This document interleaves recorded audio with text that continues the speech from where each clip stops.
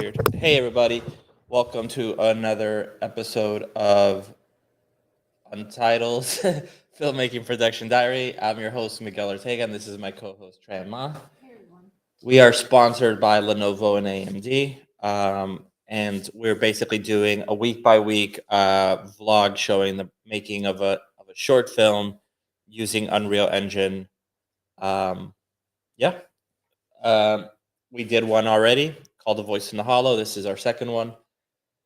We just don't have a name for it yet. We think we know what it's going to be called, but we don't know yet. Yes. I can't hear you. No. I mean, it's There we okay. go. Is it turned off? There it is. Okay. So yeah, so that's our thing. Let's see if there's anybody here already. There's nobody here. We're speaking to ourselves in a void, Tran. I guess that's okay. Yeah. Um, So yeah, if you want to show some stuff. yeah, open to I stuff show too. you where I'm at. So last week I had a lot of problems. Primarily it was dealing with like UVs and then getting them into Unreal. What was happening is that our character has a lot of UDIMs. And so when we'd import that as a Alembic format, the stuff started getting destroyed, and I had areas that were very messed up in the actual geometry. So if I kind of show you real quick, or at least try to be quick, what that was. Give me 1 second. Whenever I am showing my screen, I just notice that it gets slow real fast. Your computer immediately starts sounding like a freaking race car. Yeah, it doesn't like that. Doesn't like it at all. Nope. So here, I don't have those textures anymore because I cleaned up my scene, but basically where I left off was I'm basically bringing in a lot of UDIMs per character. And when I bring it in as an Alembic format, certain areas would just get destroyed. And so you can see there's all this tearing, like these weird marks. And it looks much worse when you actually see it on the actual textures, but there were all kinds of textural problems. So the solution was pretty barbaric. Let me just save this. It was actually very barbaric. It basically involved me re-UVing it and then going back to my texture file and fixing everything. So it took a long time. But now it's actually working. So if I show you where my final UVs are at, give me 1 second.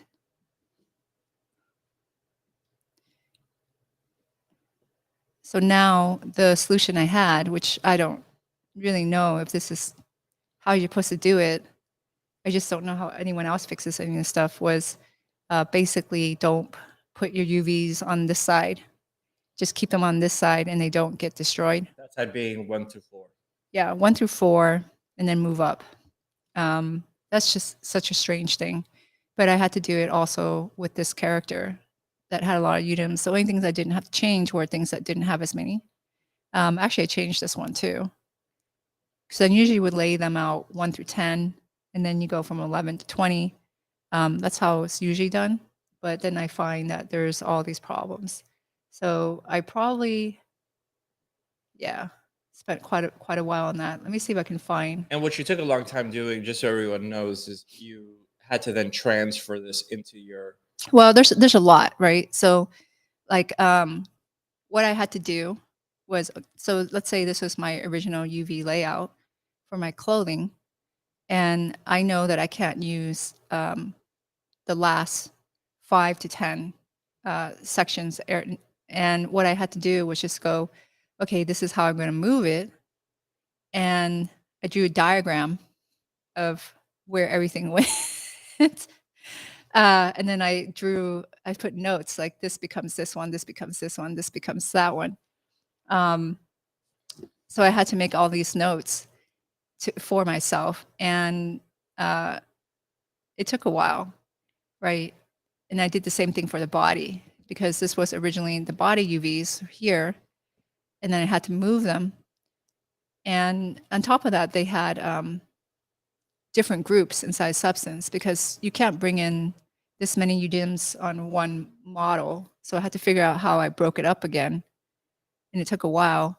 And then when I imported it in, the textures were all broken. So what I did on each part, so I start with, say, close 4, and I took screenshots of what each of my masks looks like on each of my layers. So, you know, it was really tedious. I took a bunch of screenshots, and I rebuilt, and I exported my mask and re-imported my mask.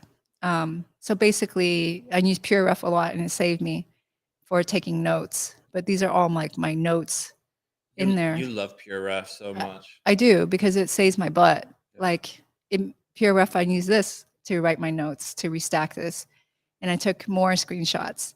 So these were some of my screenshots I took, and I just ended up saving the file.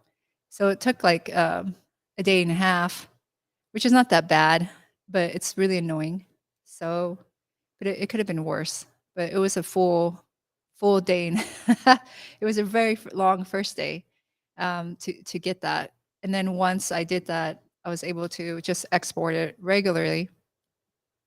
And then if I jump into the shot, now it looks fine. And now we have our proper kind of first look. So this is not like any shot in the story or anything like that. It's just a test. We did the same thing with Voice in the Hollow. It just becomes like our, oh crap, it's a live moment. Yeah, it's So like finally just going, okay, it's gonna work. It's gonna work. I did build the shaders. So the lighting is, temporary. There's no rig or anything yet, but So this is using Mixamo at this stage. So we'll just grab the model, bring it into Mixamo, and apply a preset animation, just so we could. Again, it's just right now.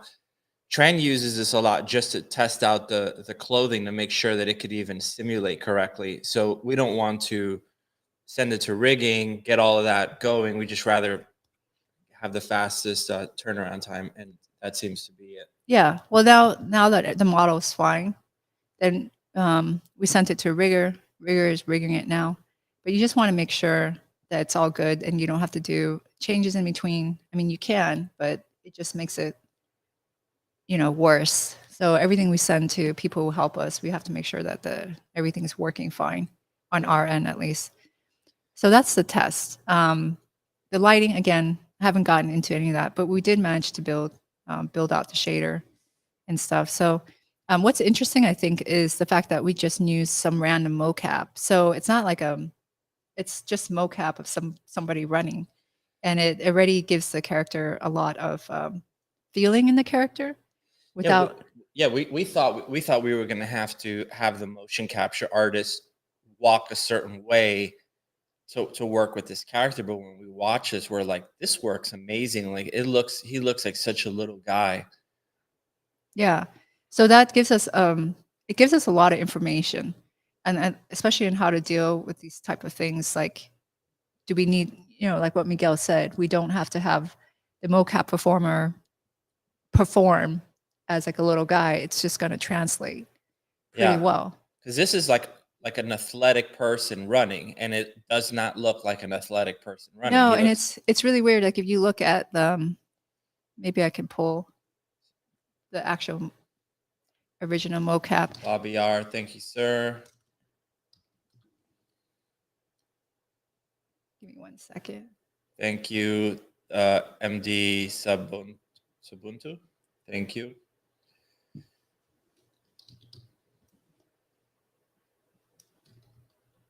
So this is the mocap. It's just this. But again, that when you see it on her, it looks like an athletic person running. Yeah, let's have her run in place.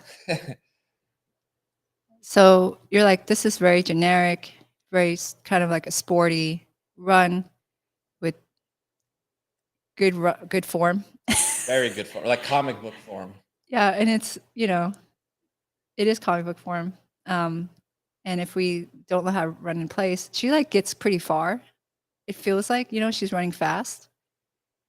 And then just because of the way our character's design, and I guess because his head is so big and his legs are so short and his arms are so long. It looks like he got an inch away.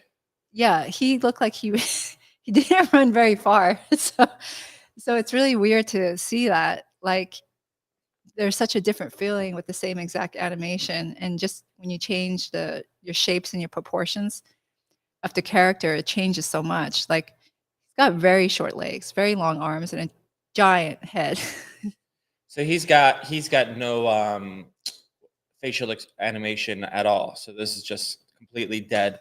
So it'll only look cuter once he's got a little face. You should show how you bring it in here into Mixamo for those that are. It's okay. So what I do is I'll grab. So this is what we're setting to a rigger. I have this Lenovo logo on my head. I could fall asleep on it. And I just grab whatever is supposed to be rigged, right? And I export this as an FBX. Give me 1 second. It's simple, but it's a great way to test something.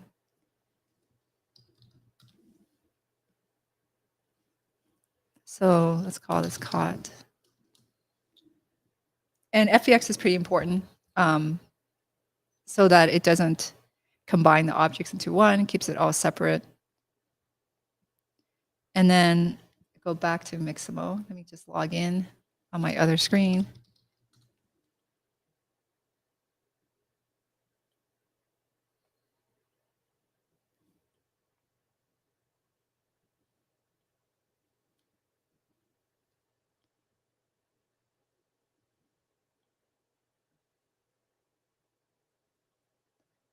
And I just upload a character.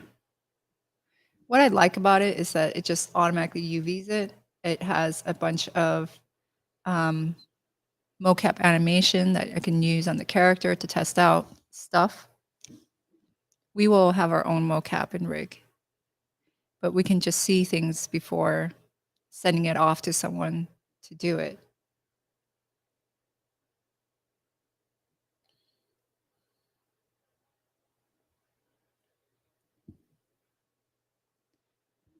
Let's see a comment. I watched earlier episodes of The Voice in the Hollow. This is amazing work. Can't wait for you to finish this project. Yes, we cannot wait to finish this project either. Yeah, we want to finish it more than anyone else.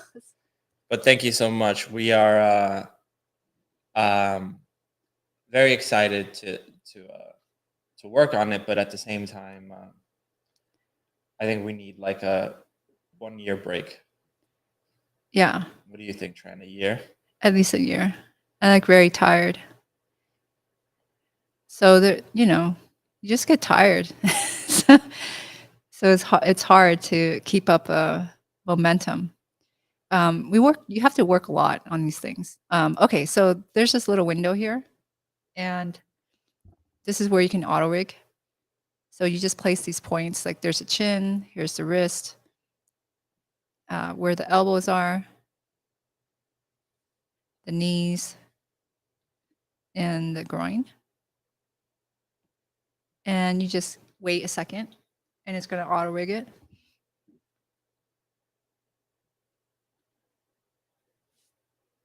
You watched almost all episodes? Good Lord, that's a lot of episodes. That's crazy. Thank you for doing that. That's a huge compliment if you saw more than one. Okay, so this is auto rigging. It's going to take a second. You can see how like simple this character looks like. If you were to see this at a store, it looks like, you know what it looks like? Those stress toys that you would press, and then the eyes would like bulge out, and remember the tongue would bulge out. To be honest, I think he looks really weird without clothes. Oh, he looks horrible, but I love how he looks with all the clothing on. I struggle with a lot trying to execute it. Miguel's the one who came up with design. A lot of these ideas are all his. And I was like, what is this? So So it went through a lot of iterations, and I think he looks really weird when I see him without his clothes. So it was just really tricky. It's kind of one of those things like it works in like the complete final form when you see it running and then moving. But when I see it as a still, I just don't. Sometimes I'm not sure what I'm doing. We showed it to our friend Yelmer, who he's a VFX supervisor at Double Negative, and he's like, "How come this thing looks like I should totally hate it, but I love it?" Paraphrasing, it was something like that. Like he's like, everything in me tells me that I should not like how this guy looks, but I love him. So, Yeah, I think that's a good thing. That means he's weird. that means So- he's weird. Yeah. Okay, so now it's finally auto rig. Now, if you wanted to, you can just download this character, and it would just come with some basic, a really basic rig. But in this case, I wanted to say bring in some kind of animation, right? So just to run, I feel my computer chugging. And then what I did, just of course extend this. And when I'm using this, I do watch the arm space. He does like punch himself in the face. Yeah. A little bit in the cloth sim. So there's a weird moment. But it's okay because it's just a test. So what we could do, this would be very simple, is just grab this animation, bring it into Maya, do an animation layer, and just make sure that the arm never hits it. Yeah, but it's not a big deal. Now I'm going to set the download, and we work 24 frames per second. And this will download in FBX.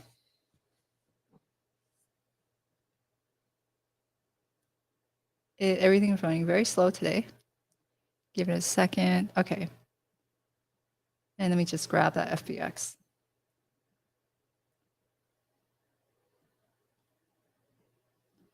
Okay. So when I'm here, I'm just going to delete this original guy. And the reason why I'm going to delete it is because I don't want it in here, and I want to just keep these shaders. So these shaders are connected inside of Unreal. So I have a same identical name in the space on the shading group. So if I show you here under my content browser, we're going to try to be more organized. The first time we did this, we didn't have a very good organization system because it's like we weren't sure how you're supposed to organize stuff. We had no idea. Yeah. So the equivalent over here, let's see. Right now, I don't remember how to do anything. It's too big. We have the same identical shader names, so caught body, caught ears. This way, whenever we start importing our Alembics, they're going to automatically have assignment. That way, we don't have to do that individually because that's really, it gets really slow. So now that I have that, I'm just going to drag in my fast run FBX.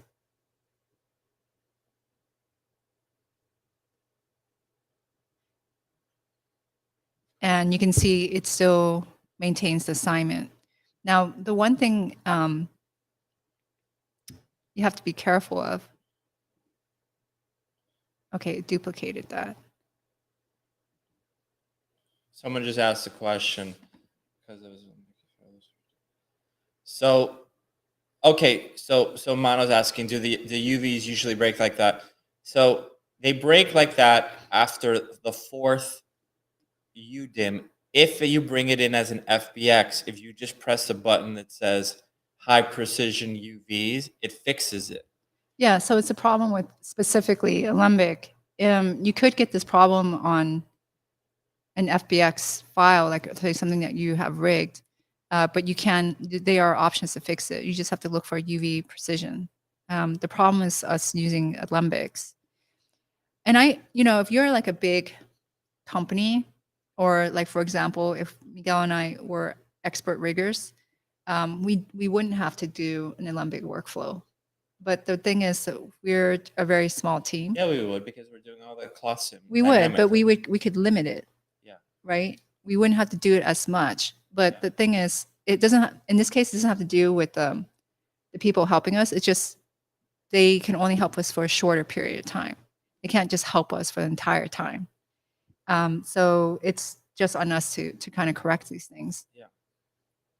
So, all right. So here, now that it has the assignment, the one thing you have to make sure, for example, I won't go through necessarily all of them, is that if I go, okay, how this is selected, you can see it selects the whole object, but that's not how you want it to actually assign materials. It won't actually work. What you have to do is select the faces like this and assign it to actual faces. So basically, it's not really assigning. Let me just show. So we haven't used USD format yet, just answering a quick question. Okay. I'm just going to assign this the default Lambert in here. So in order for this to transfer over, you have to select the faces and actually assign it to the face. That way it can write faces. It's actually really annoying. Like I wish it would just read the shader assignment, but it doesn't. So you just have to do it by face. And this should be fine once we're doing this on the actual rig, because it's all assigned correctly on the rig, and so you won't have to keep doing this all the time. I'll probably have to do it all the time for the clothing though. So that's a little bit tedious. Okay. Now, when I check this selection again, you can see the faces are highlighting, which is what I'm looking for. So here, now that I have this, I check my range. It should be, oh, he's running in place. That's fine because I forgot to turn off that option. It should run up to 24 frames, so 0 to 24. And I'll export the selection to Alembic. Let's keep it 25. And you want to make sure it has UV right faces, which again, the right faces is what's going to assign it the shader automatically in Unreal. And then we have world space. And I'll just export this.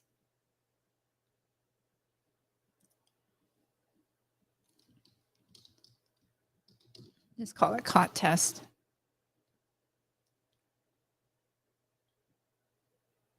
My computer is chugging. I can hear it. It's eating crap. Sounds like a race car. Yeah. So that's right faces. I can't write anything. Okay. This pen program, it's actually like sometimes I think it takes my computer over the top. I love that tool, but I hate that tool. It crashes a lot. Not just that, but every time I open it, it's just trying to get me to pay for a different version. It's like, relax, guy. It feels like it makes everything slower sometimes also for me. Or it's just that the thing that my computer cannot handle on top of everything else that it's trying to do. Okay, so let me come in here and I'll make a new folder.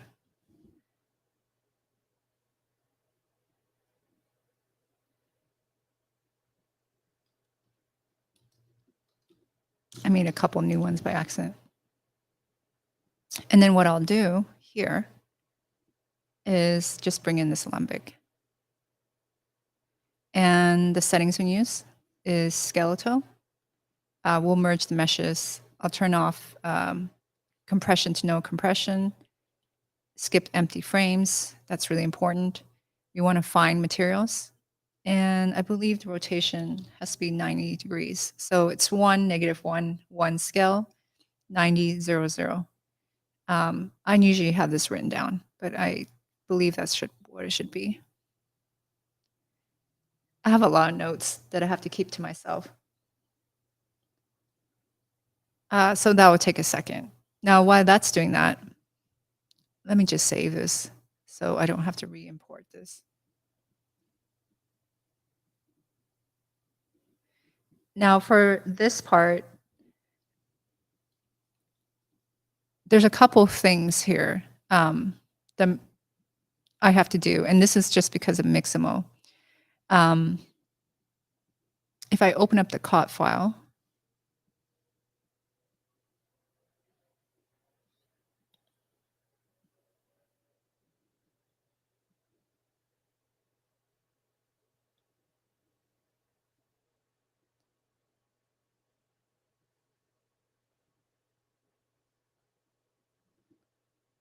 okay, I have the full character in here. But what I do need, I don't need this whole thing right now because I don't have this rig properly, right? So what I need is just this pose, and it's the first pose, the first frame. It has to be the first frame of your animation. And I'm going to export that as an OBJ.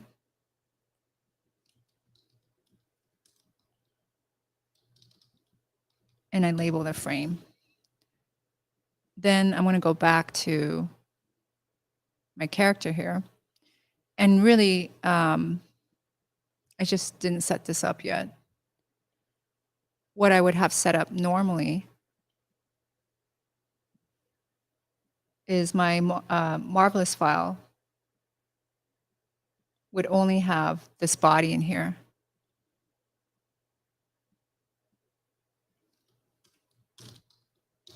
It's called A pose. Okay. So I'm going to replace this avatar.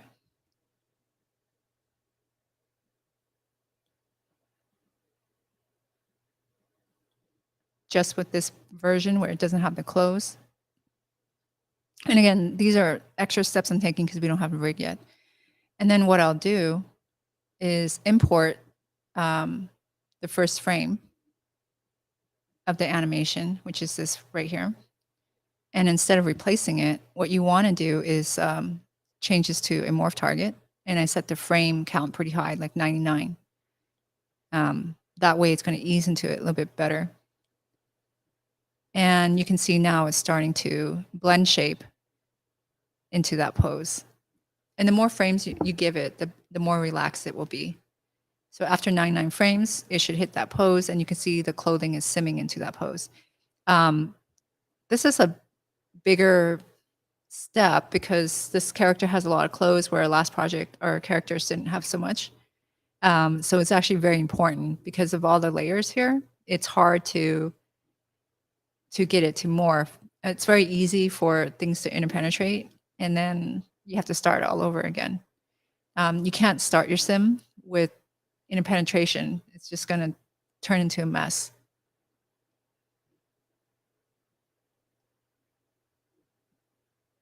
So much fun. Yeah. Now, once it finishes, you have to hit the sim again because there's going to be a bounce back. Like it's like an elastic effect. So you can see it's like moving forward, bouncing forward. And so you need to let it sim until that it's all the momentum is gone.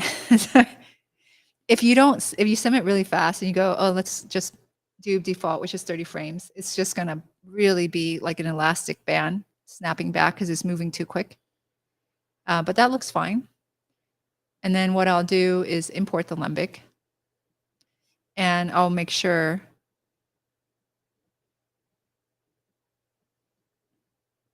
the Alembic this is actually the same Alembic that I brought to Unreal. So it has all the clothing. And you can see it has interpenetration because there's an extra layer that I didn't account for. And again, that's just a weird workaround because it's not actually rig. I have to sim it to let the interpenetration sort itself out because you don't want this. And you can pull it out. You can also see it's really slow because the mesh is just really dense. Okay. Now that I have that, we can go over to animation. And then I just hit sim, which is just this record button. And then that will give me the clothing that I bring into Unreal. And if we come over here, you can see the body, and it worked out fine. It did not pick up the shader assignments for some reason. So something was broken there. Not sure why. It worked on the other one.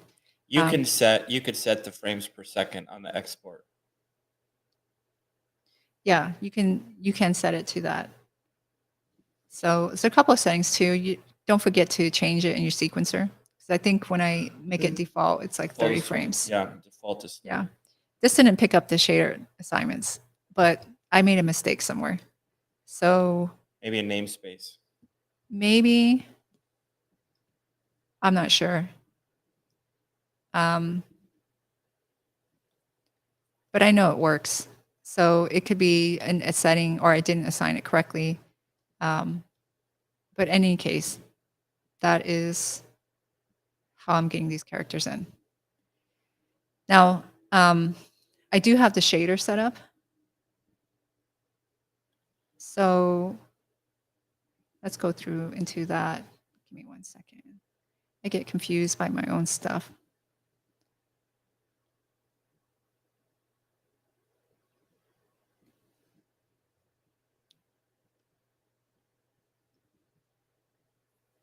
Okay. So I built a few master shaders. So I have 2 master characters. This one I'm not using.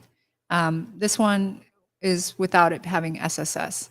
Now, I know that these guys are made out of cloth, but they do actually have subsurface scattering. Like if, we bought like a bunch of yarn, and you could just see that the light is actually scattering in lighter colors.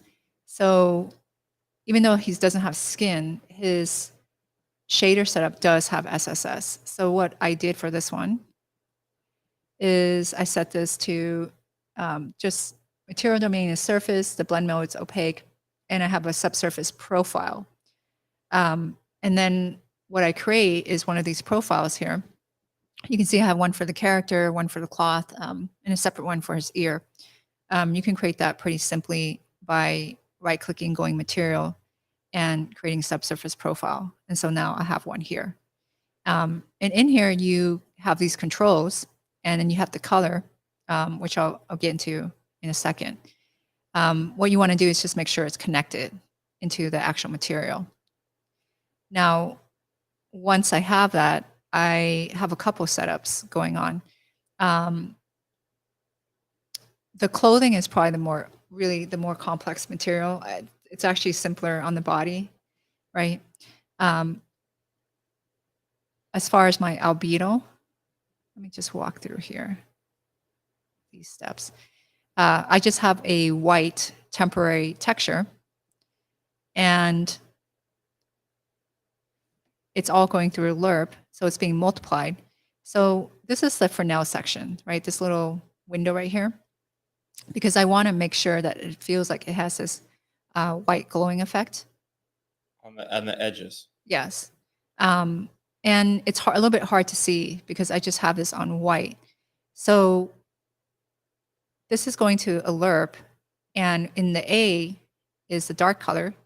So I have a multiply so that I can control this in my material instance. So for example, here I could be multiplying this pretty dark, right? So now this is the interior color here.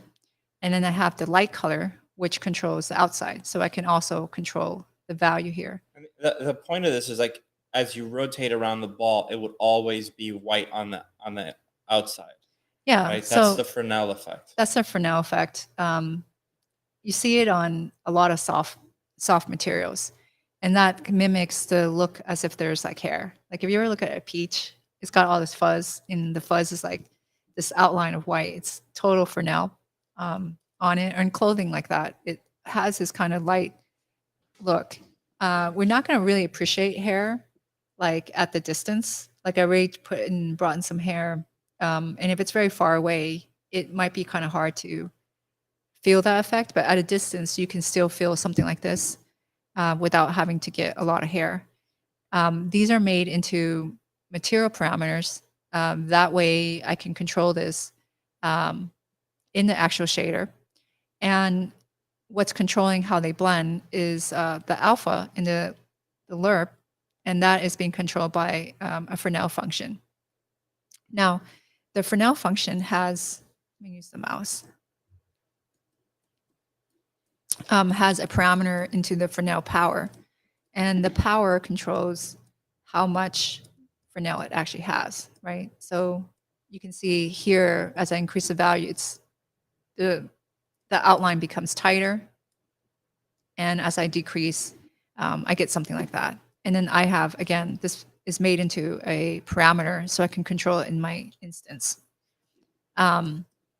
Here, I just have an additional mask that I had to put in. So this was custom painted because I had Fresnel in places that looked weird, like around his mouth, it was like glowing brighter.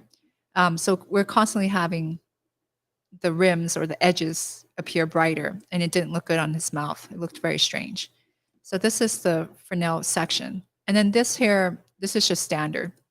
So I have a desaturation control. This way I can control the saturation. I have a brightness control. I have a contrast control. And I have the ability to tint it. These other two ones here are material parameters. So these won't be controlled in the actual shader, but they can be controlled in the sequence. So let me just show you. So here I already created material parameters, and you can make these under the material section, material parameter collection, right? And then here I created a bunch of, the font might be a little bit small, a bunch of different controls. So albedo multiply, rough multiply, metallic multiply. And in order for them to work, you just have to set them up to be connected into the material. And once you have that, once I'm in my, say, my sequence here, I can drop this in here. And now I have a character multiply control. Again, this is connected in my shader, and I can change whatever I want to change. So now if I attach under here, albedo multiply, you can see I can multiply his colors. So this is on a shot-by-shot basis. Yeah, so I have the ability to control it separately through the material instance. So let's take a look at his material instance. So here's my master. Here's my material instance. And you can see that I have the albedo dark, so I can control it here. And I have the light, right? And I have the Fresnel power. So I can, well, let's make this really dark. So I can control that here. And then again, for a shot-by-shot basis, because I find that you do have to control things shot by shot, we'll go to the material parameter collection. So just coming back here, my specular is pretty simple. Sometimes the spec needs to be controlled. So it also has a material parameter on it. That way I can control it in the shot if I need to. The SSS, this is pretty interesting. So this is called SSS, but it's plugged into my opacity. What I notice in this actual shader, let's come over here. So my windows all minimized. Let's go to caught body.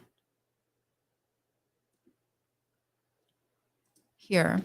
Okay, so my SS strength is being plugged into the opacity slot of the shader. But what it does is controls how much subsurface it has. So as I increase the value, maybe it's hard to see in that shot. Oop, that's really close. Let's get a little bit closer. Is I can change the strength of it. So here I have it very, if I set this to 0, this is what it looks like without subsurface scattering, right? It looks really harsh. The norm map has been overcranked a little bit, but even if I set it back to its regular strength, it feels like, just feels harsh. It doesn't feel soft, right? So it has Fresnel and everything. And that's where that's the reason why I decided to add at subsurface. So I can increase the strength again manually. Now, the other thing I have controlled in here is I did actually paint areas texturally where I want there to be less subsurface. So I don't know how to scroll around this very well. These areas are dark, or actually the textures for the hands. So because the hands are smaller, they tend to have a little too much subsurface. And so I felt like, oh, well, I should just create a map, right? So now I have a map that ensures that the hand doesn't have too much, because you can see when it has too much, it just looks glowing. It starts to glow, right? So, you know, and then certain wrinkles or areas or details were getting blown out, because it's really easy to lose that form. So when you look at this map here, this is the eye. So these are the crinkles on his face. So they're a little bit darker. And in that way, it just doesn't get completely wiped out. So this is controlled through here. The subsurface profile, by default, has these really red colors, and it's really strong, right? And it's this is good for skin, but it's not good for whatever he is, which is cloth. So it really needs something like a warmer color, like these two. I'm not going to save this file. I should turn off autosave.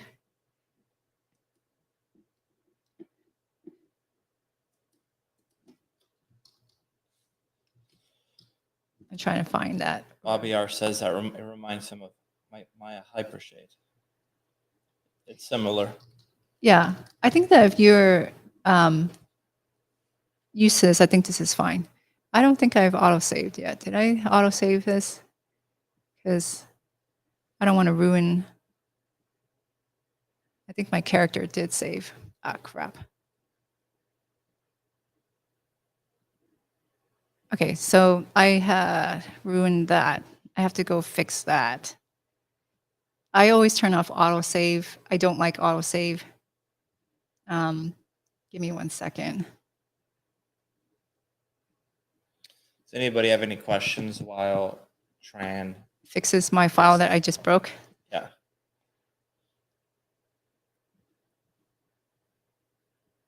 So this should have been. The only thing I need to fix here is 0.5. This is 2.2. And this is 1. Okay. Now I can save that one. Cool. Yes, it does have light linking. Okay. All right. So back to there. I put it back. So It's not called light linking. What do they call that again? It's like it's like light channels. Light channels. Yeah. Well, it is the index, but it's something. Yeah. I don't know the proper nickname. It didn't work very well in the previous version, Unreal. But remember, we tested it when Unreal 5 beta, and you couldn't do grass and things like that and foliage. Now you can do all that stuff. So things have probably changed, and it's probably gotten much better. But we were a pretty experimental stage where it was not recommended for production, and we were using it anyway. So yeah, that was very smart. Yeah, it was not very smart. So back here, this took me a moment to figure out that your opacity controls the amount of your SSS. Once I figured that out, I'm like, oh, this is big. So there's also parameter controllers for that. I have contrast and a multiply for that. My roughness is just driven by a map, and I have parameter controls. And then also a material parameter. And then my normal is pretty simple. So this is basically my master here. Let's just close this and this. And let's come back here and go to this character profile, which it looks like I broke everything on this. Okay, I put this, trying to show stuff, and I realized autosave's on, because normally I can break anything. I'm still going to try not saving. Anyway, this is the character here with for now, with a subsurface control, all these different controls. When we first started on Voice in the Hollow, I did not know what I needed or what we needed at all. And then now from that experience, our shaders, because we kept editing our shaders, like, oh, we actually need this. Oh, we need that. And in this case, I can pretty much get everything up front that we need. And that's good. So we'll probably still edit some of these things, but I think we'll be okay. Okay, so he's stuck a little bit pink. Yeah, at the end we ended up with like a monster, like just Frankenstein mess. Yeah, because you're trying to fix it as you go. So it won't be so bad this time. Now for the clothing here, the clothing has its own master material, and this one is much more complex. So originally I set the material domain to surface and the blend mode to mask. And that mask is so that it supports opacity maps, right? So if you look closely, let me get out of the shot. He has these torn edges here, right? So that was to support that feature. The other thing is there's a lot of single-sided mesh.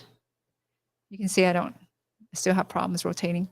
And you want to make sure to be able to see the backside so that when you're looking at one single side surface, doesn't become see-through. So the materials are not like that by default. If you have single-sided mesh and you don't set your material to be two-sided, when you look at the backside, it would just be invisible. So it would disappear.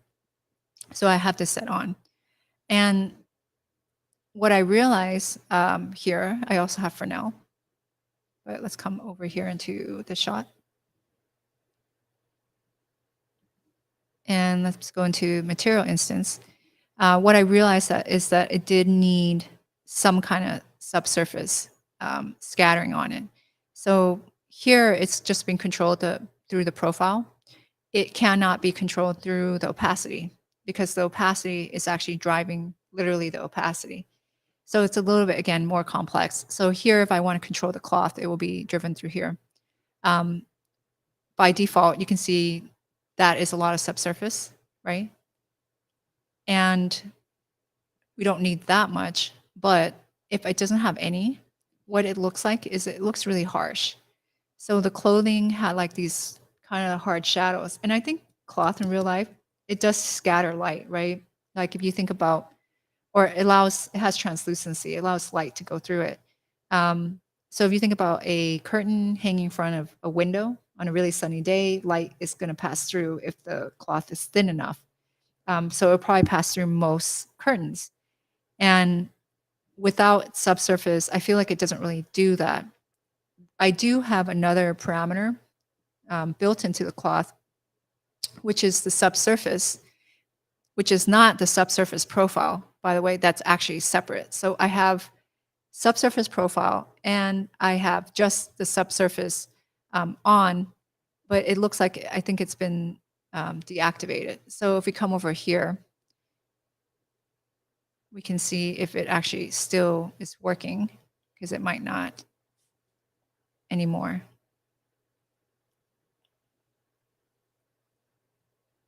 Yeah, I actually broke it, which is fine. So that is, I'll just probably get rid of that. I haven't built like something like this for Voice in the Hollow. So this is more complex for me. And again, if I turn on the subsurface here and I just brought it really low, just the difference this makes. So here versus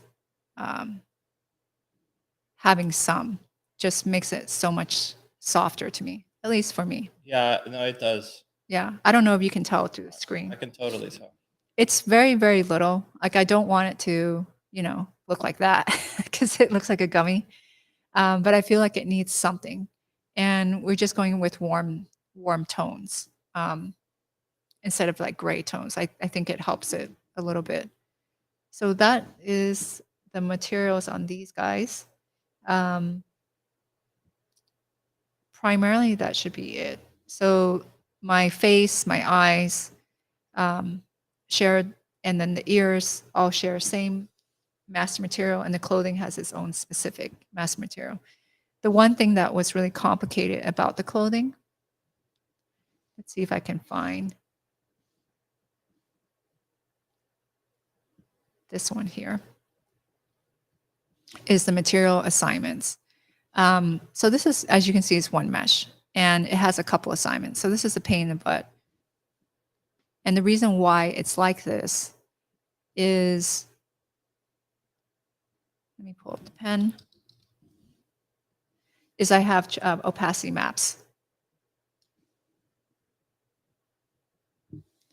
So opacity maps are a pain when it comes to UDIM workflow, because they're not supported for virtual texturing. And these UDIMs here, these 4, all have opacity maps. The only way I can get the opacity map to work is that they all have to have their own shader assignment. So because it doesn't like virtual textures. Yes, because opacity maps can't support UDIMs. So then I can't just bring in all of that. So what you're seeing is just how it's being broken up, right? So I have extra material controls. So Cot himself has the main clothing material. Then I have clothes A, which has its own unique opacity map. You can see here, or trying to see here, right? Clothing B has, again, its own opacity map. So it means I have to assign 5 materials onto the clothing manually. I don't have a better way for this. So there's just all this little extra stuff. But that's how this character is built. I'll probably clean it up again because it looks like I don't need the translucency slot at all anymore. And it's been disconnected. And that's because the subsurface profile is taking over, which looks much better. The translucency stuff fakes the look of subsurface, but it never really does it all the way. You notice it when light's going through it, but it's not as nice.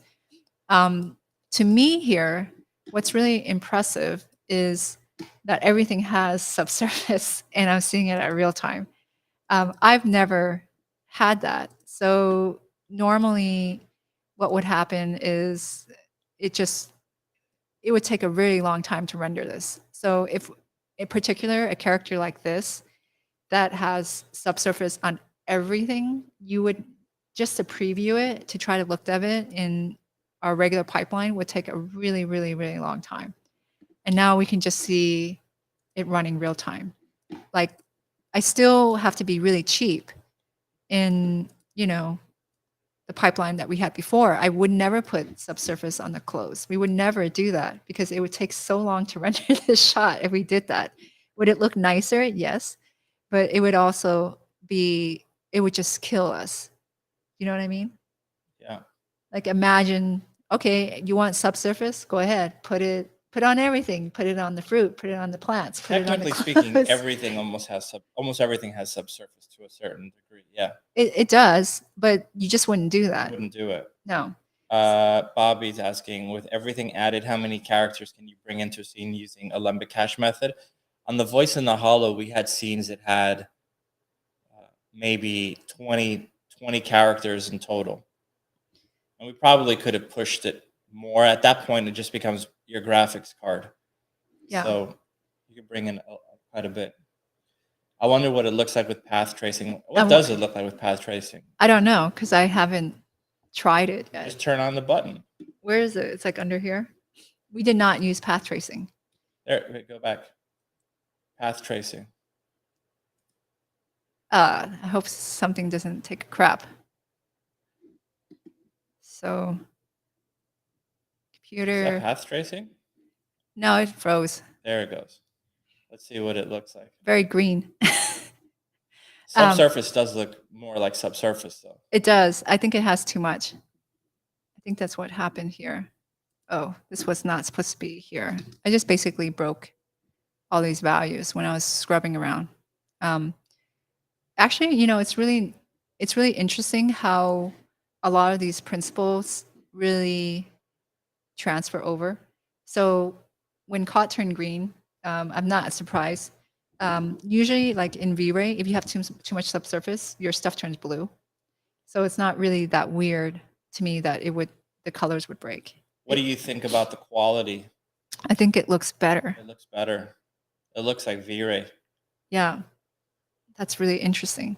I mean, it's changed the lighting. It's a little too bright, but that's fine.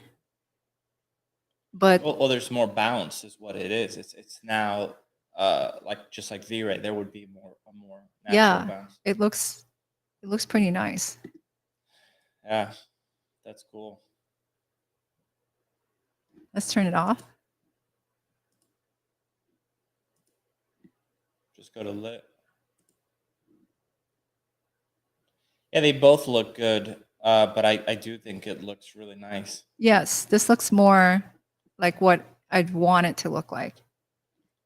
Well, just have to redial some things. He's really wiped out in the color. It feels like there's more AO to it too, right? Do you feel more ambient occlusion there?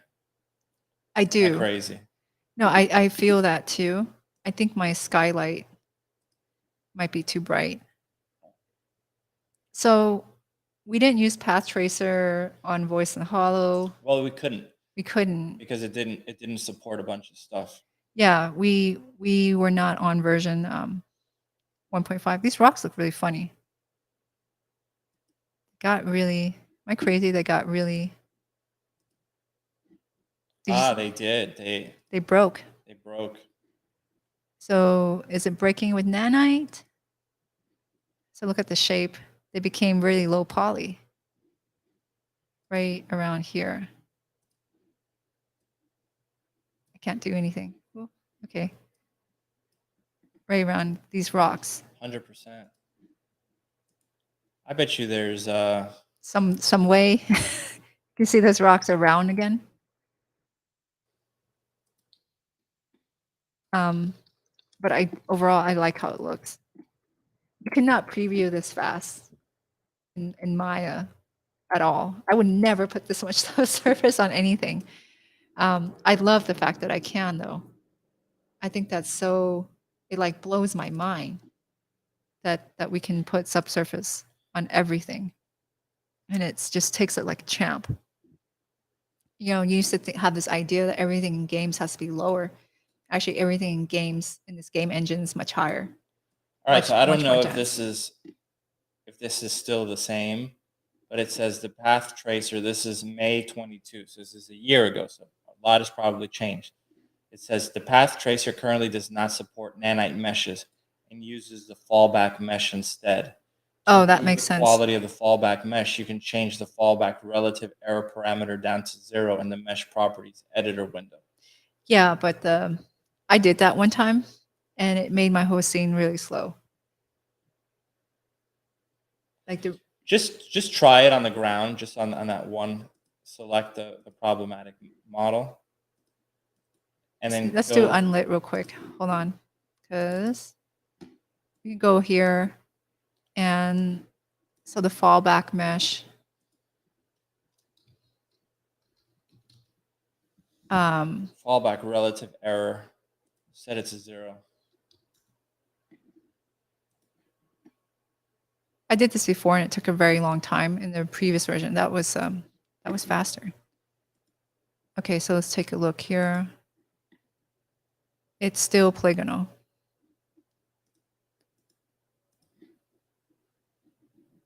Do it again. Jump back and forth. I don't know if it's that or if it's the percentage here. So what was this here before? 1. This was 1. Like, let's say I set this to 0. Let's say I set it to 30 and save that. Let's come here and path trace it again. I don't see it improving.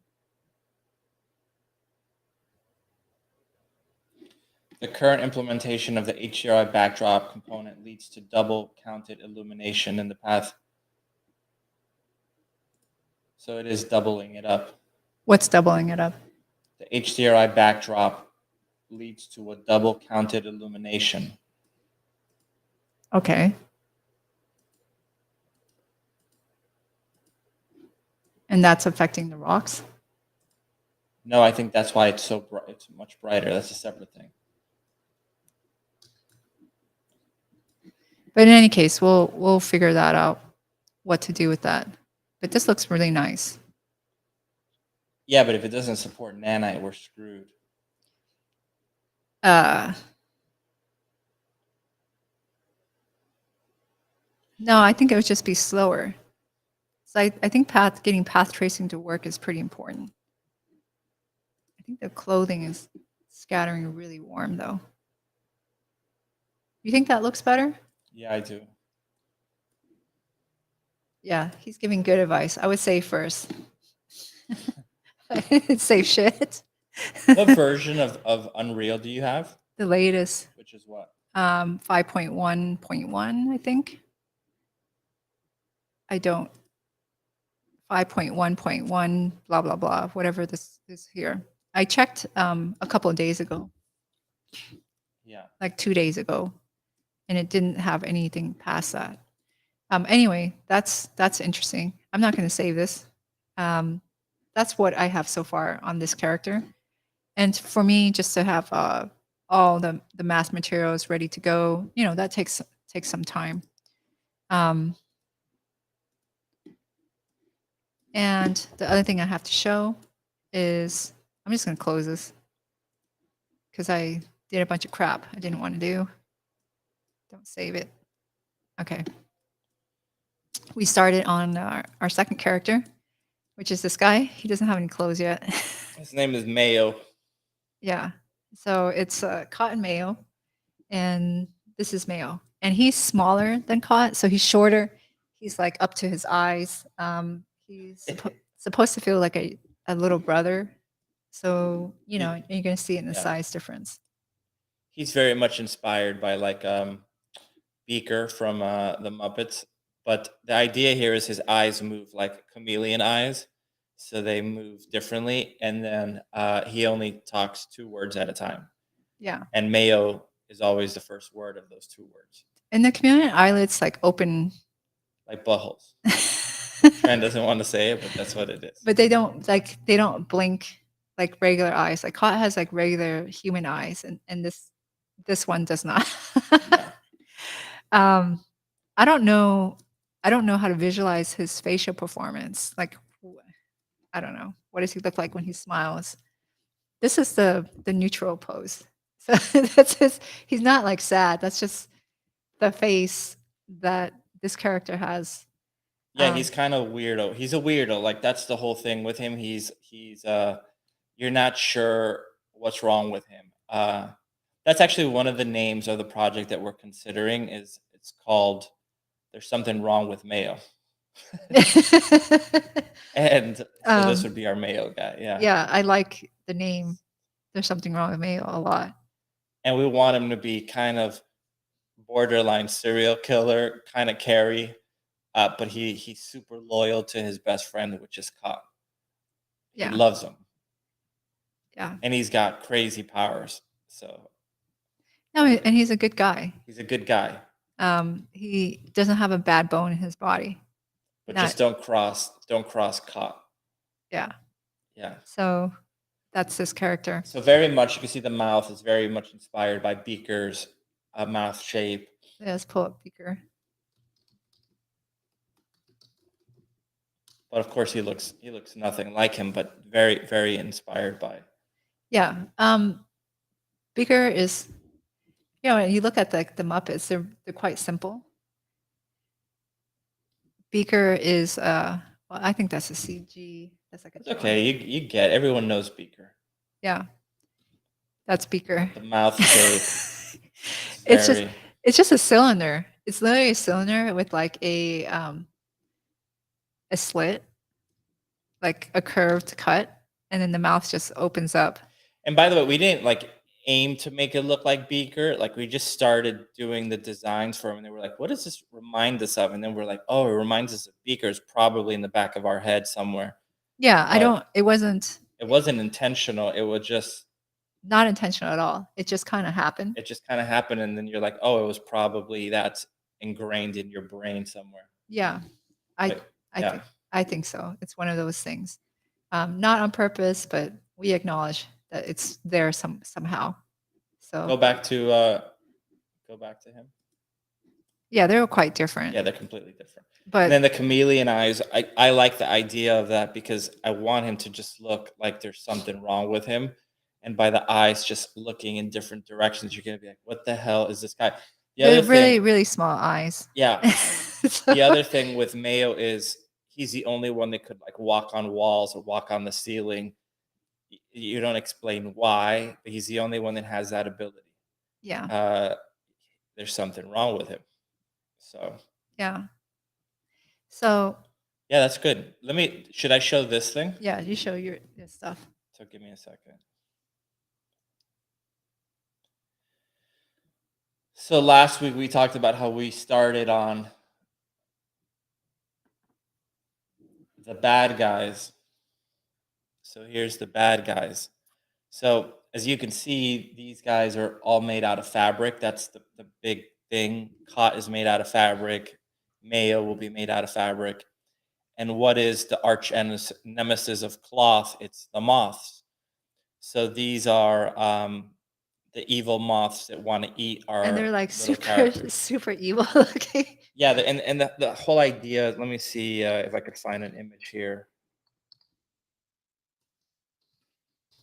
Like, these guys are so detailed and very beautifully sculpted. And then you just have like these really simplistic cloth dudes.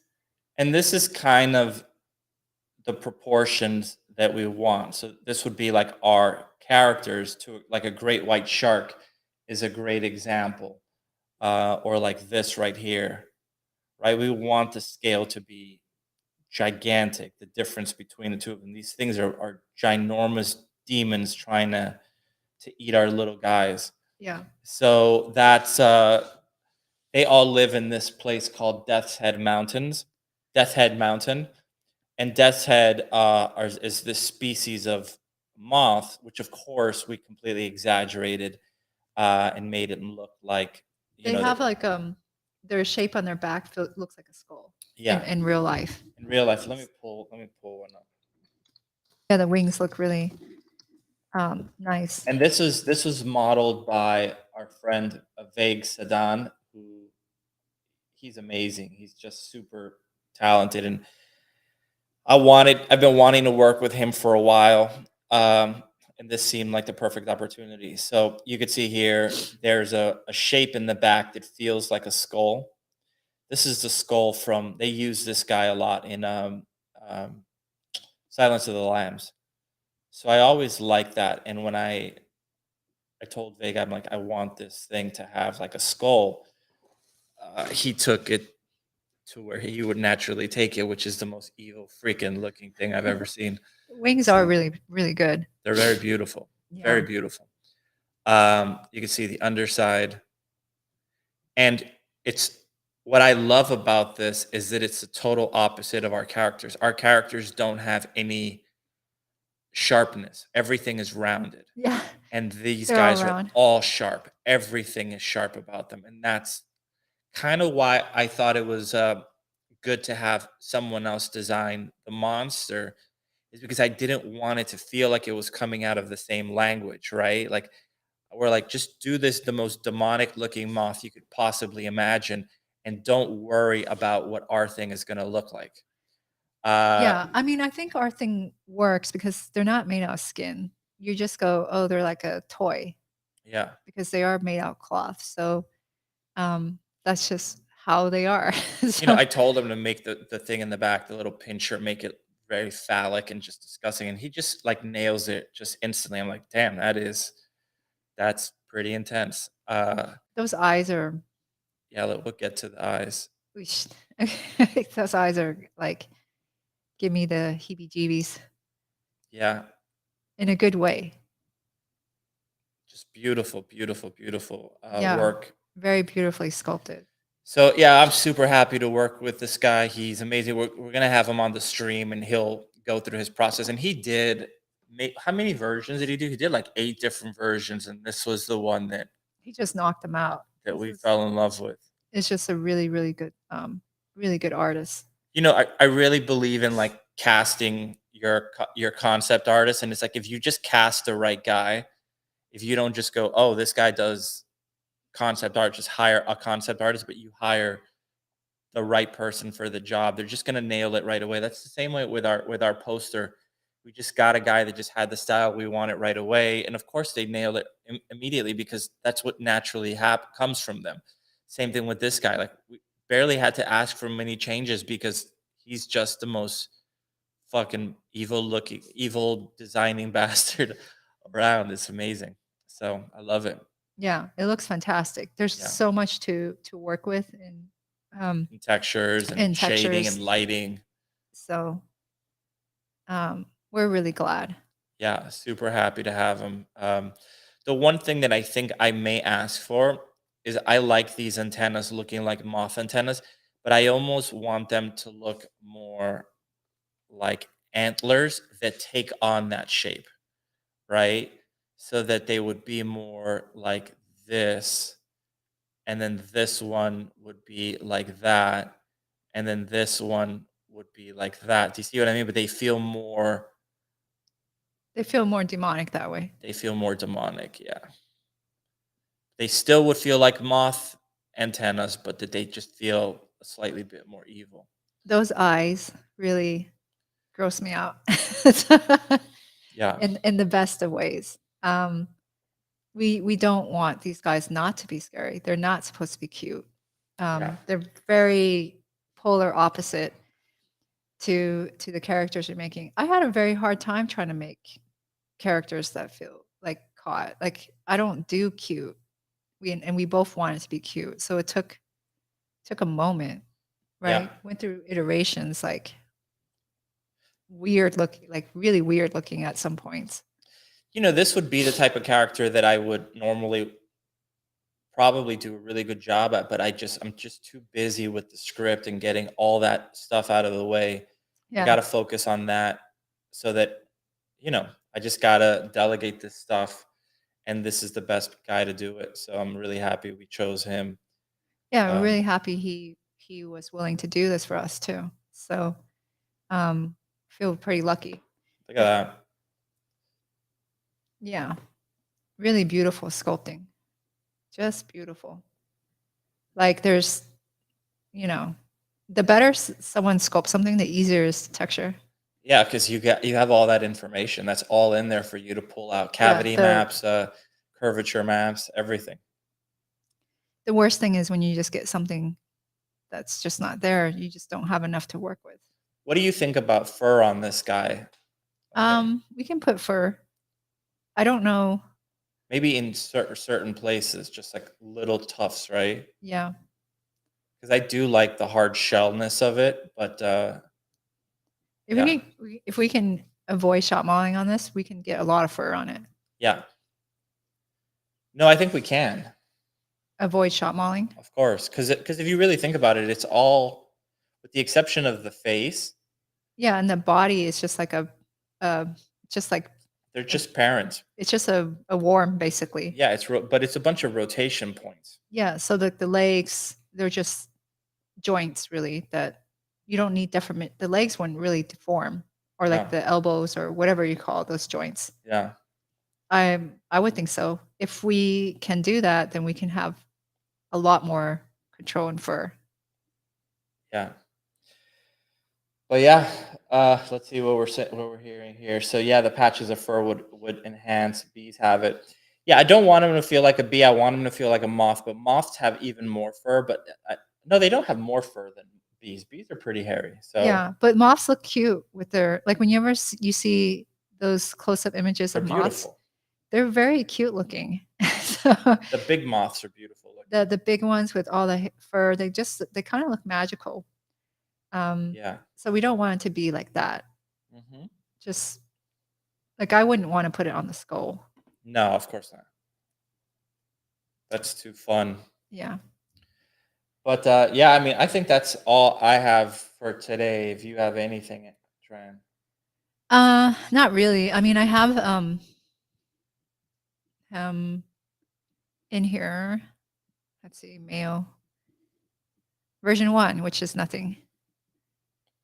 You probably want to take over the screen. Oh, okay. Yeah, you usually do that. Okay.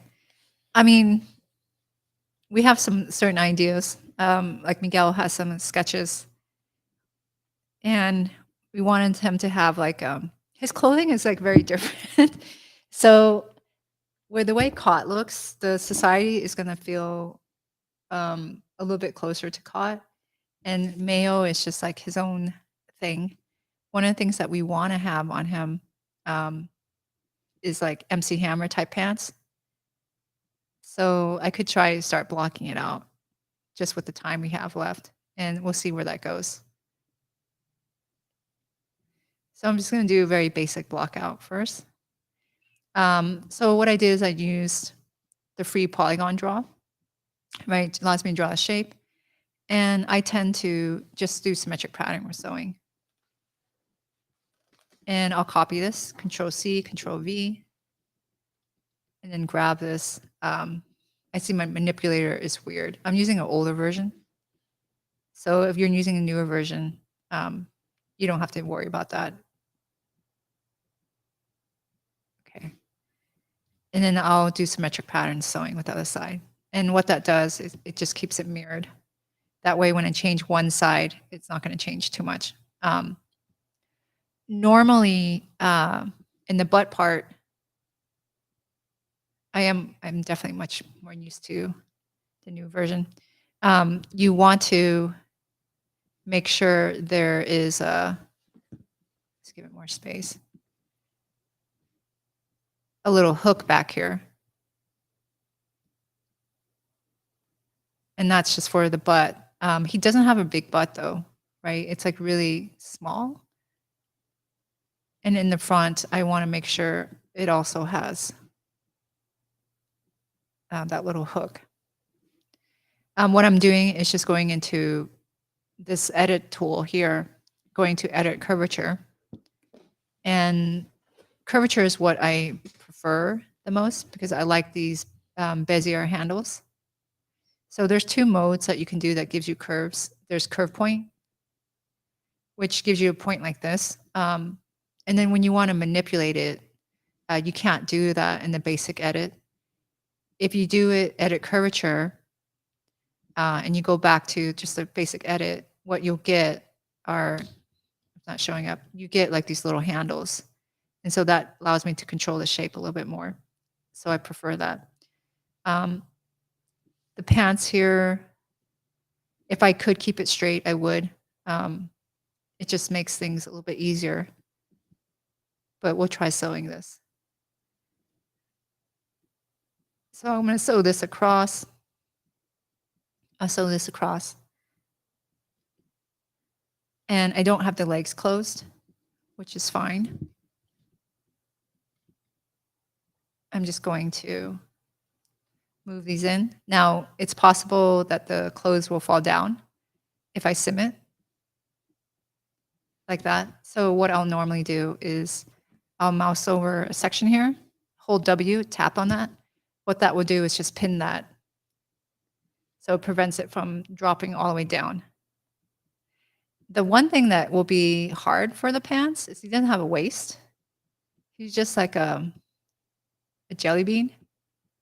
So I have to figure something out so that when he's running, his pants don't fall down.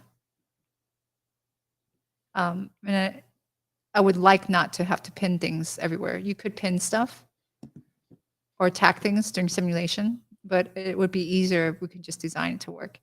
Okay, so his pants are a little bit tight. And we want him to have like MC Hammer pants. Yeah. So low cut. Yeah, we can look at like what MC Hammer pants look like.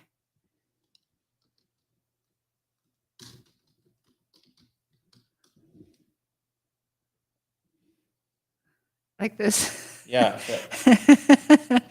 That's the kind of pants you want to have. Yeah. It's a very, I've never made pants like that, but They're awesome. like this. Yeah. Not that material, but that's exactly what they are. Yeah, basically this type of shape, which is a really, really a low crotch. I think this type of stuff, I'm bringing them back, Bobby. I'm bringing them back. yeah, I think this type of stuff makes this process fun. Let's try sewing the legs together. He was an icon when I was in elementary school. I remember that so clearly. Yeah. Everyone buying those Z Cavarici pants for freaking a lot of money. Were they super expensive? They were to us. I don't know how much they maybe weren't, but to us we couldn't. Not that I wanted Z Cavaricis, but we could not have afforded them. Oh, you didn't have one? No. I was a rock and roll kid back then.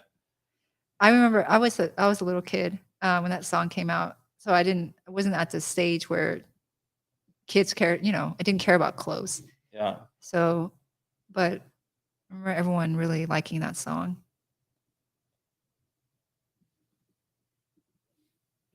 Okay. Here, this is kind of funny how his body shaped. When I look at that, I'm gonna add a point. And let's add one here.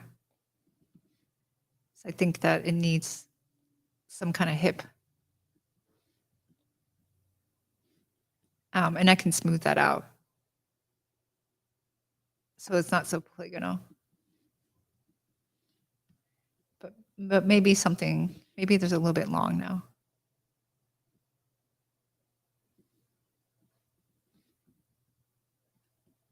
That's a start. I don't know. Is that low enough or it needs to be lower? It's got to be lower. Okay.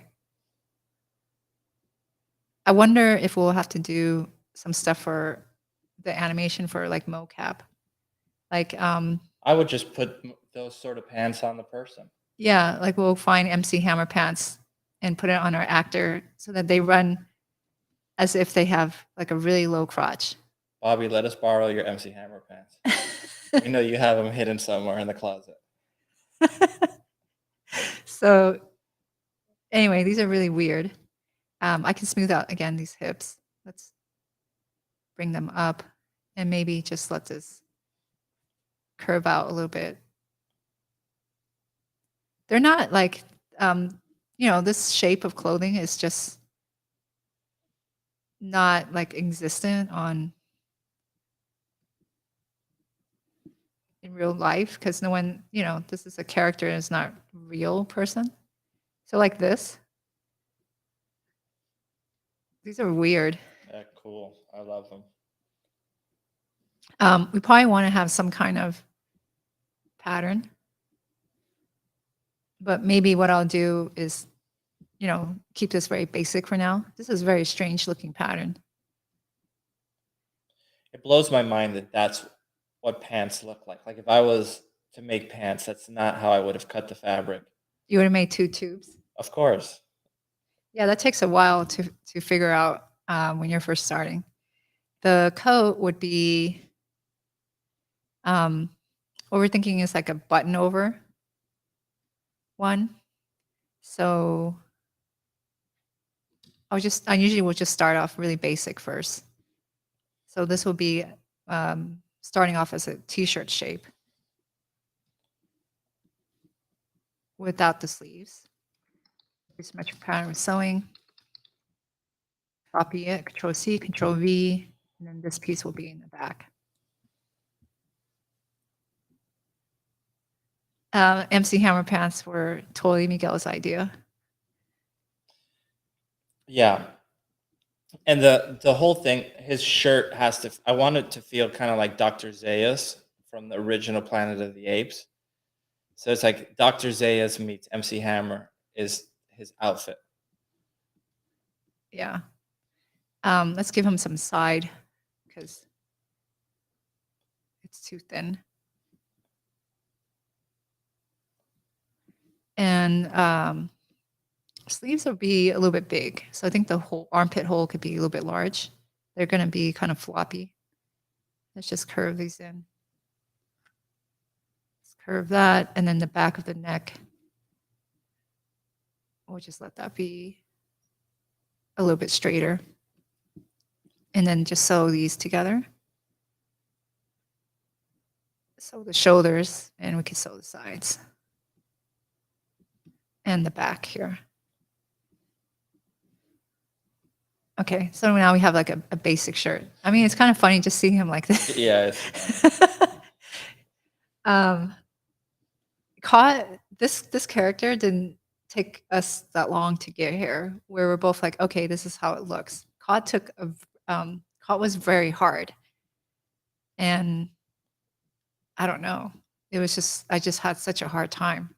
We'll show the sketches for these guys later. Yeah, we have some, but they're not ready to be shown because they're pretty embarrassing. Let's make maybe the shoulders be the neck. Well, I don't know if it should be super loose up here, but let's loosen up his clothes a little bit. Right there, he looks like he's wearing like Miami clothing. I don't know if this is too loose. We want it looser, right? Yeah. How long is this, you think? Like I think that's fine. You want to make sure the pants still read. Okay. Maybe a little bit longer.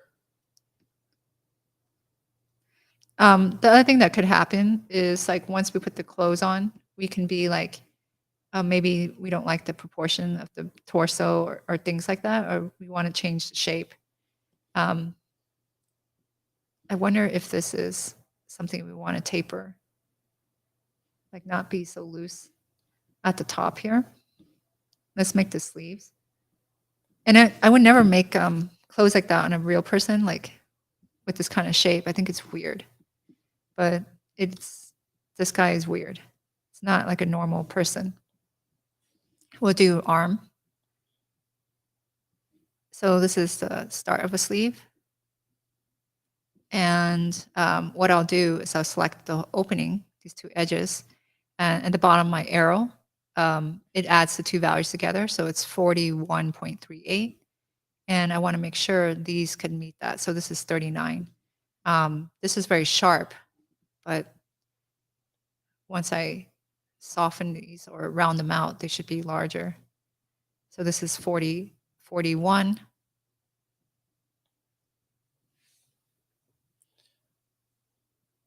And let's just resize this.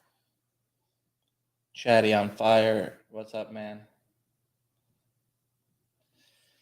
So 39, let's just make it wider. We're good. Just working on our second guy. Well, we have 3 characters now, which is good. Yeah. So this is Mayo. Let's bring this up. So right now I'm just measuring the armpit. So this is 39. I shortened it too much.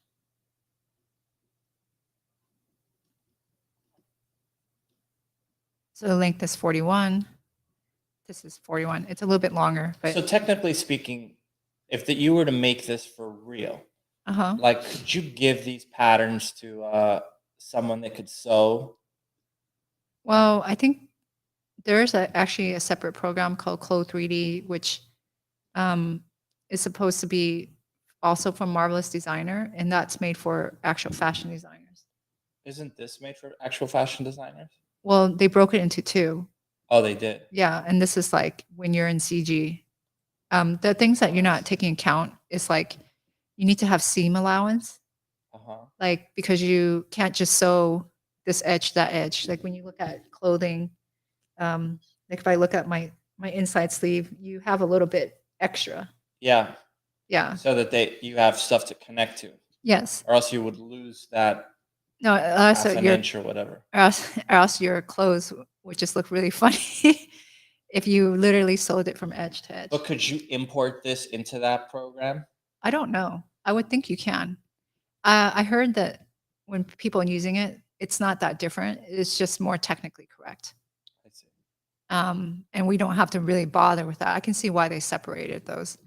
Now I want to sew this edge, this one long edge to these two separate edges. I'll usually go to free sewing because the regular basic sew won't work. So I'm going to use MN sewing. So the first line is M, and then I'll do N and hit enter. That way I can get 3 edges. And then I'll usually sew it like this, let it drape. Now he's in a cult. And then I will, yeah, he looks funny right now. Close the sleeves after that. So I usually want to get around first before I close it. So from here, maybe I give it some slightly longer sleeves. So that's like a starting block out. Let's just save this. And then Cot didn't have clothing that was like this at all. So it was just a lot trickier. We want him to have kind of a turtleneck, right? Yeah. So I'm going to build a collar. It's going to be like a pretty straight collar, I think. So I can just try something this basic. Collar shapes are usually more complicated than this, but it's like a turtleneck. So maybe it's fine. And I'll mirror that side. And I just want to make sure the edges that's sewn on, the math is a little bit more correct. So it's 15, that's 16. And I'll do also M in sewing.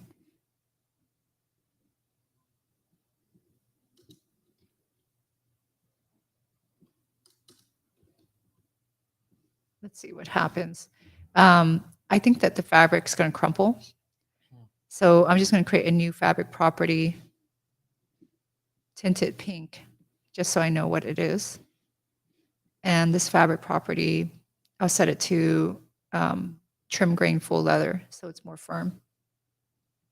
That way you can get around and I can see his shape. It doesn't really have like,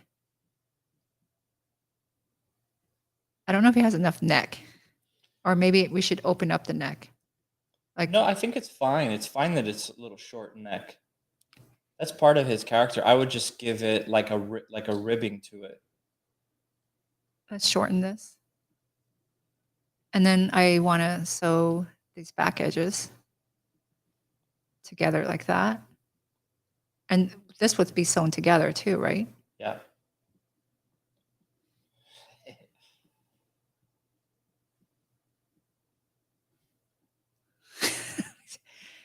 I don't know. Like, you laugh whenever you look at him. Yeah, I do. Yeah. Wait, so how would the thing like fold over with that turtleneck? Well, we'll have to open it up. Okay. So what I would do here is probably select the sew here and delete it. And then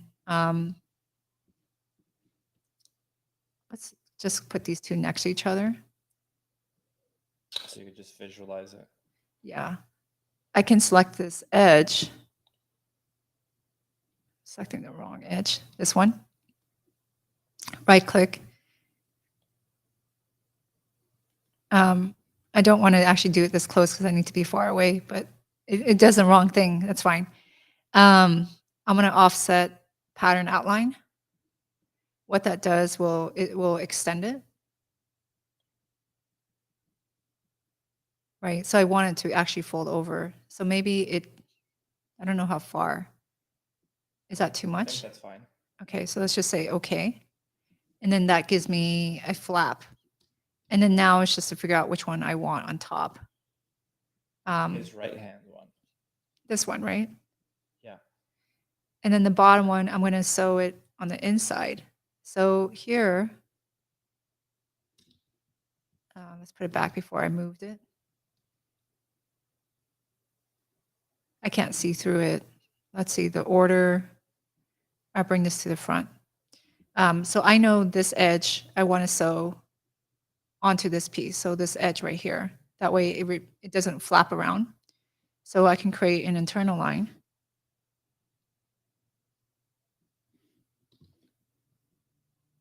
You see Netbug's comment? Yeah, seen a lot of trouble. In my time, and this guy's one of them. Yeah, he totally is troublemaker. Yeah. And I don't know if this should be sewn this high. I have to like look at some stuff. We're gonna sew it like this, and maybe this will work itself out. Just shake it out. I could see this having some simulation problems though. So I'll think of I'll just first worry about how it looks. And then about the other stuff later. I think here, I wouldn't want, so this right now is symmetrical. I could remove the link to editing because I don't think. One side should be that long. No, I don't actually want this one side here to sew super tight. Like I want this to look looser. Yeah. And right now it doesn't look very loose. Yeah. So we could put buttons here. Let me just pin that. That way we can see how it looks because it's not sewn. It's going to fall off. So we can just kind of see how that should look. Maybe this cloth is too white. Make it orange. Looks like prison colors. So his colors are Dr. Zayas colors for the shirt. You should pull up Dr. Zayas just so people see. I don't know how to spell that, Dr. Zaius.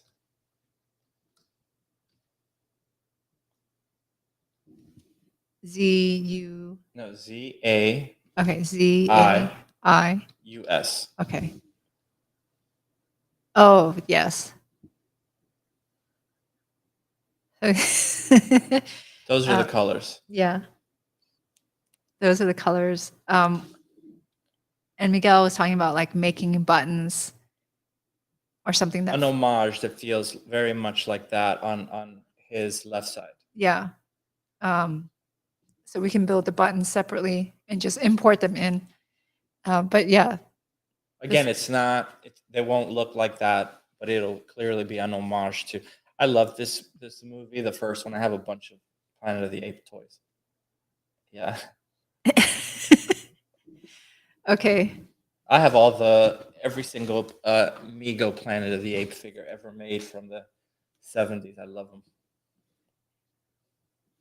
So anyway, yeah, this is what we have here. I don't know. Again, I don't have the buttons. We can put temporary ones. So what I can do is go to the button tool up here and just place them where I think they would be.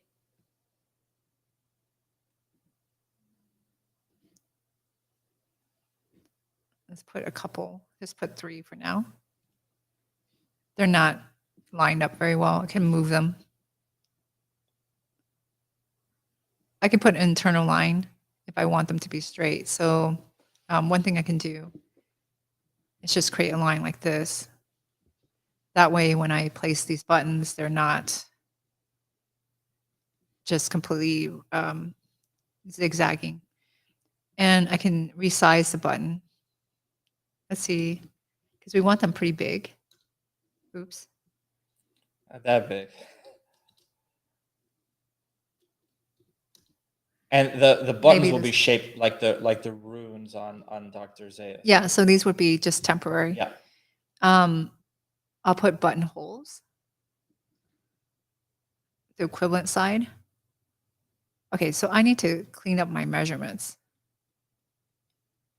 And I probably shouldn't have unlinked them yet.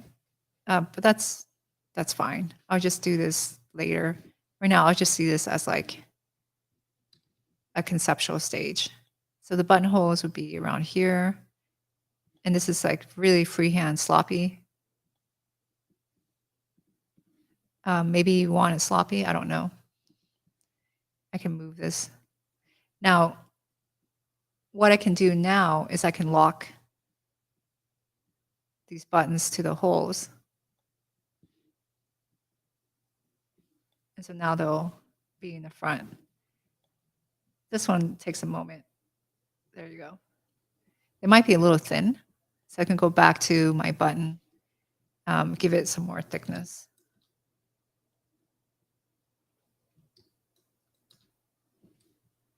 So they're not so thin. I'd make them really thick. Yeah, you want to do it like in steps, though. Yeah. Normally, if I jump really large numbers, something bad usually happens. And so here, here's the start of like some of his clothing. I think we want this to feel more knit. We can just try, see what this looks like if I put a few more.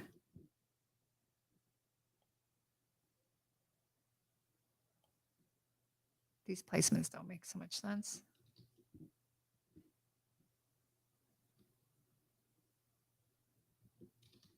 Because we want them to be pretty tight. And we'll just try to change the alignment here.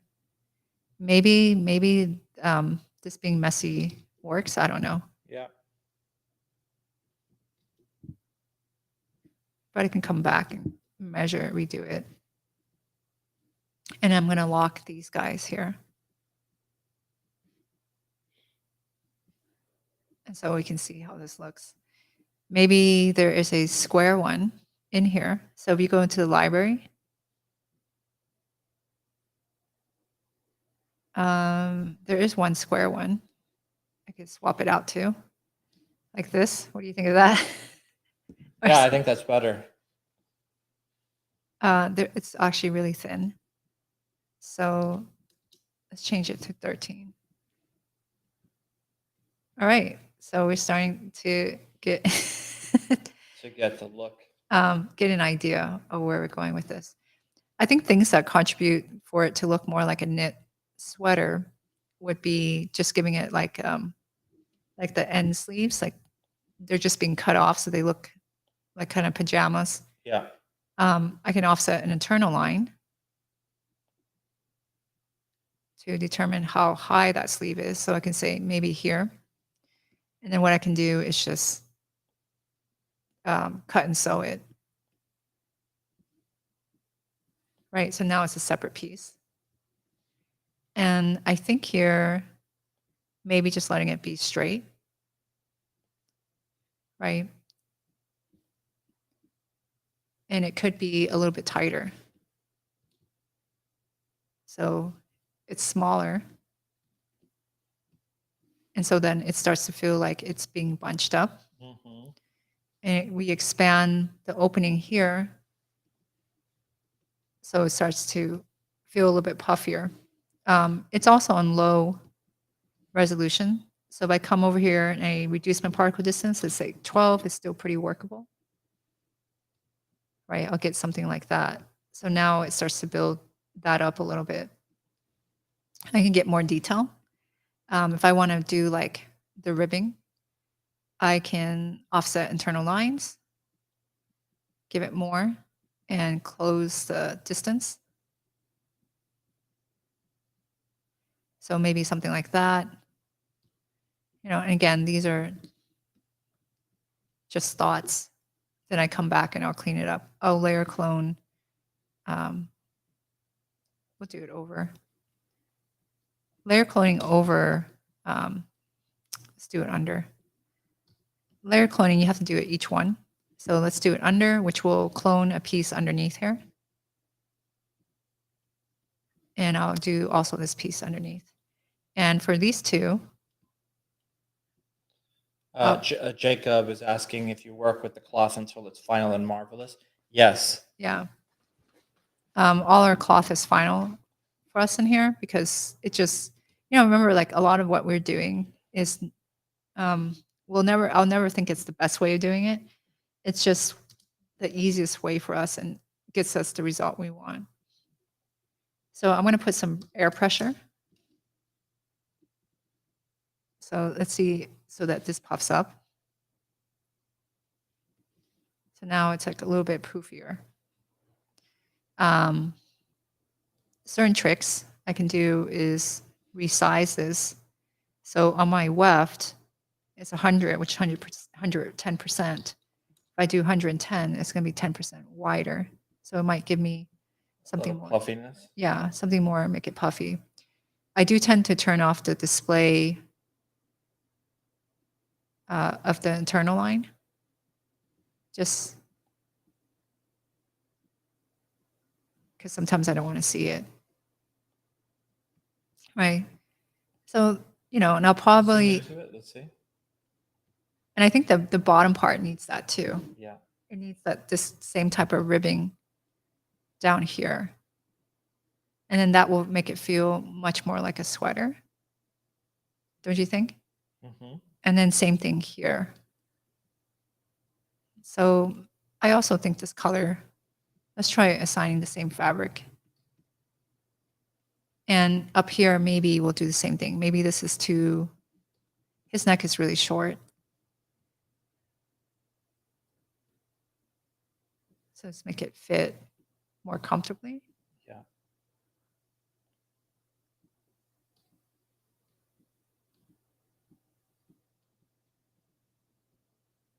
See, it like really crinkles easily. Okay, that's a little bit better. Maybe change the particle distance 12. We can do the same thing. Offset the internal line.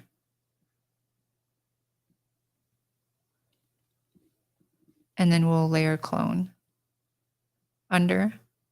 So there should be a piece on the inside.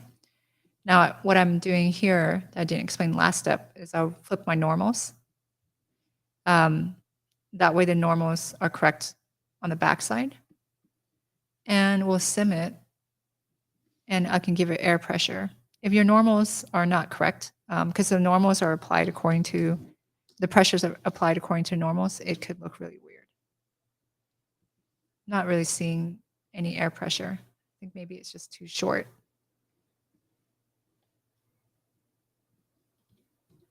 Maybe this is not going to work super well. Maybe I'll just drop. Let's delete the inside.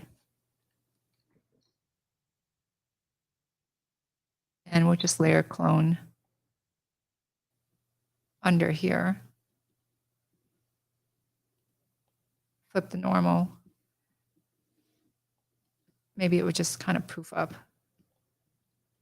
That actually looks a little bit better. I think I made the clothing too shiny. So when I adjust the material, it makes it feel more like plastic. And then the color, maybe more like that. Yeah. Okay, so that's what we have for today. At least we started him. Yeah. And again, he's very different from Cod. So it's his own thing. He's the own thing from everyone else too. Yeah. So he let me see one more thing. Give me 1 second. You make Marvelous look easy. I've just been using it for a long time, so I can get around pretty fast. I'm glad you like the Marvelous demos.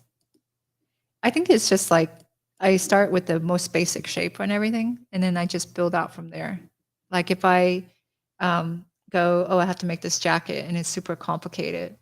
It can be like if you start with a pattern, and it has like a billion pieces.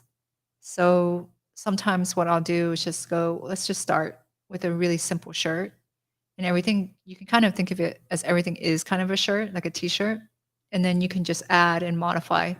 But like going straight to something complex could be overwhelming for me. So with this, it's just, okay, let's start everything basic pants, basic shirt, and then keep changing it until it looks more like what we want. Give me 1 second. I just want to.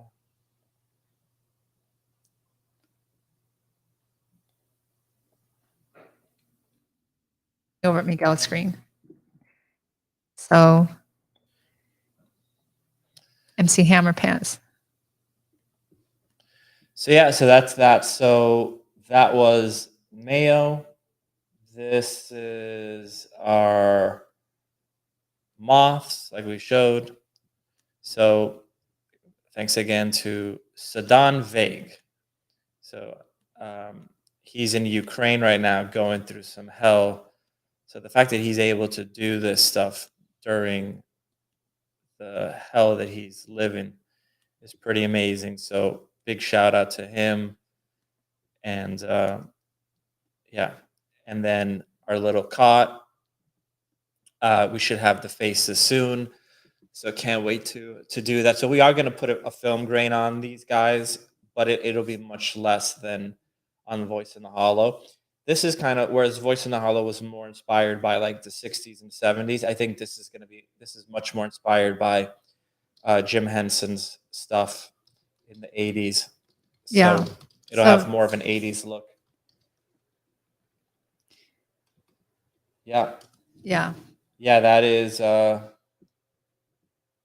think what's kind of fun about this for me, or that gives us like something that looks a little different, is Miguel has a pretty clear idea of what he wants, and I don't really know, but I just go along with it. And the thing is, I can't see. I'm not chem, and if it's something that we haven't seen before, we don't really know what it looks like. So I just take it and go, okay, I guess you mean this, and I just do whatever.